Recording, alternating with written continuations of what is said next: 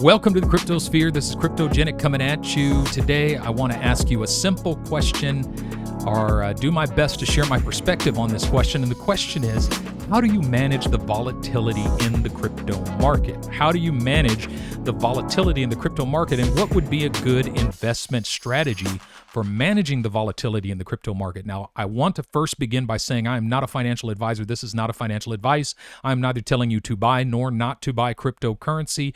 I am simply trying to give you a perspective, and that perspective comes from my experience in the crypto space and from so many conversations I've had with so many people who are grappling with the complexity of the volatility in the crypto market. Now, here's what I mean by volatility. Let's just look at this. From this low, Bitcoin goes up 12,792%. And then from this high, Bitcoin goes down 84%. And then from this low, Bitcoin goes,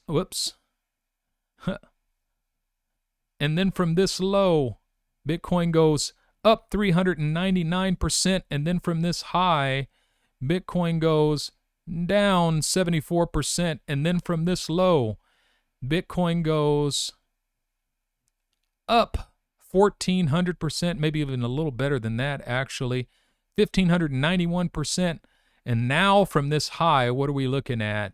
So far, we are down 51%. So, I mean, it's all up and down. It's all over the place. What do we do? How do you manage this? What is a strategy for dealing with the volatility in the crypto space? Okay, so let me start with this. Conventional wisdom says that the goal with investing in anything is to buy low and to sell high. This is the great problem that's in everybody's minds, is that when it comes to cryptocurrency, my goal is to buy it low and sell it high. Buy it low and sell it high. The problem is that what is high and what is low is anybody's guess in the crypto space. Because as soon as you think it's low and you buy it, it drops another 30-40%. And as soon as you think it's high and you sell it, it spikes another 300 or 400%. So low and high are relative when it comes to the crypto space. And the problem is you're not going to gain any clarity by listening to the different technical analysts in the crypto space. I mean, go to YouTube and look up all of the major technical analysts and listen to what they say. They all say something different. I mean, even right now, half of them are saying that Bitcoin is going to plummet from here. And the other half are saying that Bitcoin is going to spike from here. And then others are saying it's just going to move sideways from here. And if you listen to the technical analysts, and I'm not against any of the technical analysts in the space, there's so many of them that I respect. That's not my point. My point is they're all saying something different, and I happen to be one of them, and I'm saying something that's different than so many others right now. So the truth of the matter is, if we were all honest, we would all say none of us know whether Bitcoin is high or low right now. None of us know for sure, is it expensive to buy Bitcoin at $31,644 or is it cheap? But the one thing that I can say, historically, looking back, is that every time you thought it was high, perhaps it was high, but that was only a moment. Yesterday's high could be tomorrow's low. Because what was high, for instance, my wife bought Bitcoin over here in the high 17,000s in 2017, in December 2017. Sucks, right? Actually, it was January 2018. She bought it right around 17,000. And guess what happened? The moment she bought it, Bitcoin said, thank you, and dropped 81%. But guess what she did? She held it. That's right. She watched it drop 81%, and she didn't flinch. I was freaking out. She wasn't freaking out. You know what she did? She deleted the app from her phone, so she didn't even have to think about it. She's the best investor I know. And then, what a smart investor does is starts accumulating low. Here's the point. When you first enter the crypto space and you buy, it's anyone's guess whether you bought at the right time or not. Anyone's guess. And so you should not worry about whether you bought at the right time or not. Let's say you buy today and it drops another 50%. Guess what? You buy again. And let's say it drops another 50% and you buy again. At a certain point, it bounces. Let's say it drops all the way down here and then takes off. And when it hits the next high, even if you bought it here at the top at 64,000, you're looking pretty good at 380,000, aren't you? The point I'm making is that the strategy, really the only strategy that makes sense for the average cryptocurrency investor, is dollar cost averaging. Dollar cost averaging. Here's the problem. All of us who enter into the crypto space, we think the crypto market moves faster than it actually does. Because you look at candles like this, where it made 83% in 1 month, and you go, it is lightning fast. I mean, you can make 80% in a few days in the crypto market. No, the crypto market is actually very slow.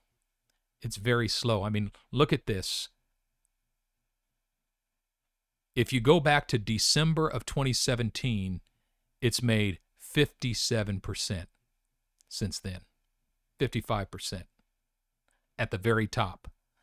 But if you go back to March of 2020, it's made 719%.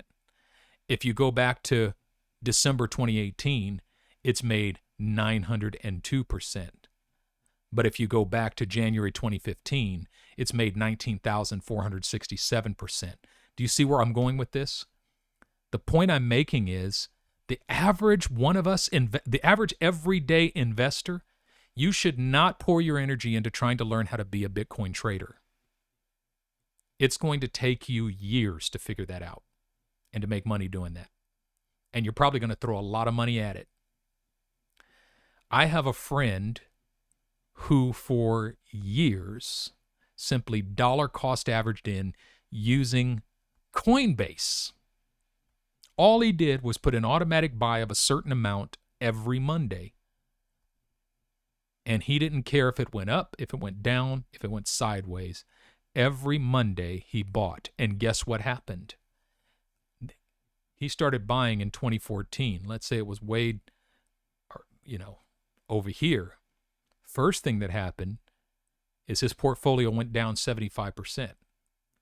And you might look at him and say, you're a fool for that. But you know what he did? He bought it all the way down. And now where is he? Even from his initial buys, he's up 3,805%. That's the point. Cryptocurrency is simple when you simply understand two things. Number one, it's the number one performing asset class in the world in the last decade. Number two, it's extremely easy to get in, and it does not have a minimum investment. You can buy $10 worth if you want right now. Now, that doesn't mean it's not without its problems. Of course, it's got its problems in a certain sense. This is the wild, wild west of the cryptocurrency market, and there's a lot to do. There are certain exchanges that lock down at a certain point, and, all of that's there. But in general, what I'm saying is true. It's easy, it's fast, and in the long run, if you think in terms of years rather than in terms of weeks or months, it is the most lucrative investment that you can make. In the next video, what I want to talk about is a holistic strategy for thinking about your financial future and how to use cryptocurrency as an accelerator to get you on track. All right? I think cryptocurrency is a great accelerator. It just doesn't move quite as fast as most of us think it does.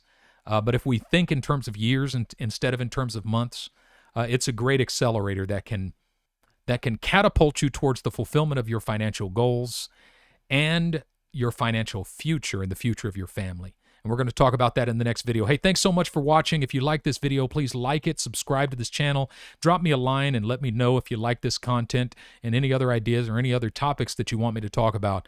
And above all, make it your aim to sleep in peace every night, wake in joy every morning, and walk in love every day. With that being said, this is Cryptogenic signing out.